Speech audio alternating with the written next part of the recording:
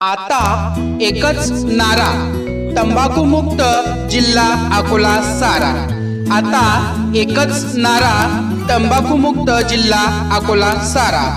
तंबाखू सेवनामुळे आरोग्यांवरील होणारे दुष्परिणाम। तंबाखूमुळे मौखिक कर्करोग होणे, स्वरयंत्र, गळा, फुफ्फुस, अन्ननलिका, मूत्राशय, मूत्रपिंड, नाक, पोट, गर्भाशय व मुखाचे कॅन्सर होते।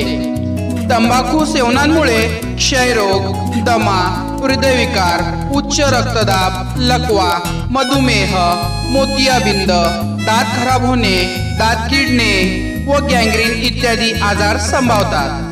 तंबाखू सेवनामुळे स्त्रियांमध्ये होणारे दुष्परिणाम। गर्भवती स्त्रियांमध्ये कमी वजनाचे किंवा मृत बाळ जन्माला येणे, गर्भधारण न राहणे आणि पुरुषांमध्ये नपुसंकता येणे इत्यादी आजार संभवतात।